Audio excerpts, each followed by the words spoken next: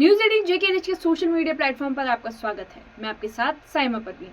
वक्फ संशोधन विधेयक के लोकसभा में पेश होने से पहले ही खूब सियासी घमासान मचा। बीजेपी ने इसे एक नई उम्मीद बताया तो विपक्ष ने इसे संविधान का उल्लंघन करार दिया। इस विधेयक पर किसने क्या कहा आपको दिखाते हैं, जिससे आपको ये भी समझ आ जाएगा कि इस पर किस तरह की सियासत हो रही है। वक्फ संशोधन विधेयक पर सरकार और विपक्ष आमने सामने है। बीजेपी इसे एक नई उम्मीद बता रही है तो विपक्ष इसे संविधान का उल्लंघन करार दे रहा है। बीजेपी का दावा है कि इससे वक्फ को लेकर संशय का माहौल खत्म होगा और इसके कामकाज में पारदर्शिता आएगी और मुस्लिम समाज के गरीब तबके का भला होगा। वक्फ बिल पर विचार करने वाली संसदीय समिति के अध्यक्ष जगदम्बिका पाल ने कहा कि वक्फ बिल के संशोधन को लेकर मुसलमानों को गुमराह किया जा रहा है।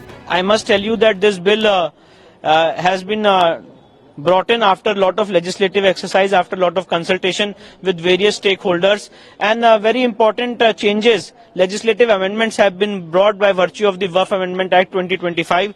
For example, the definition of Waqf by user has been totally deleted. The concept of Waqf, the definition of Waqf, which was not in consonance with the Islamic law, which was existing in the earlier Waqf Act 1995, has been amended.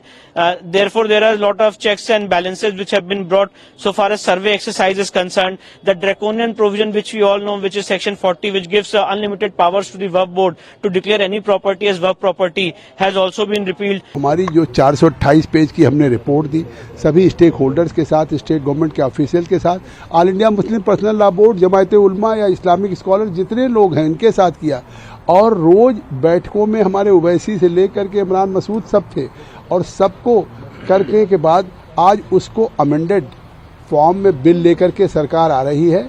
ये निश्चित तौर से एक ऐतिहासिक दिन है, क्योंकि 1995-2013 में जो एक संशोधन करके और जिस तरह से वक्फ को संविधान के ऊपर कर दिया गया था सेक्शन 40 में, तो आज वो आर्टिकल जो 14 का, आर्टिकल 19 का, आर्टिकल 300A का और आर्टिकल 21 का जो उल्लंघन था, आज उसको ठीक किया है।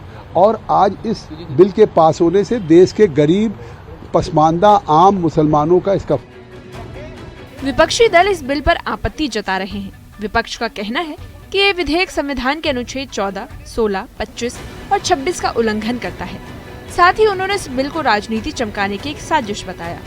इस बिल से ऐसा लगता है कि एक ही मजहब को निशाना बनाया जा रहा है। मैंने बार बार ये कहा है, हर मजहब के अपने इदारे होते हैं, हर मजहब का एक चैरिटेबल विंग होता है, खैरात का जो है एक सिलसिला रहता है। हमारे यहाँ जब खैरात का होता है तो वो वक्फ के जरिए हम करते हैं, और उन वक्फ को इस तरह निशाना बनाना ये अफसोस की बात है, क्योंकि ऐसा लगता है कि सिर्फ हमारा ही एक जो खैरात का सिलसिला है उसके खिलाफ कार्रवाई की जा रही है। बेहतर होता कि ना ही हो। अब पार्लियामेंट तक है, हम कभी इस बिल का जो है हम इसकी हिमायत कर नहीं सकते। हमारे जो मेंबर पार्लियामेंट हैं वो इसकी परजोर जो है मुखालफत करेंगे। देखिए, हम लोग डिस्कशन करने के लिए तैयार हैं, लेकिन मैं आपको सत्यता कुछ बताना चाहता हूँ। जो बार बार सरकार कह रही है कि मुसलमानों को कुछ नहीं बिगड़ेगा, वक्फ बाय यूज़र जो इन्होंने हटाने का काम किया है और कह रहे हैं कि हमने नहीं हटाया, उसके अंदर प्रावधान कर दिया कि कोई भी संपत्ति जो सरकारी हो, जिसके अंदर सरकारी हिस्सेदारी हो या विवादग्रस्त हो। Muslims are concerned, we have made it very clear, including All India Muslim Personal Law Board and all the other Muslim organizations, that these amendments are not in the interest of the Waqf properties. And Waqf is an integral part of our Shariat. Waqf is an integral part of our religion, and Waqf is by the Muslim and for the Muslim.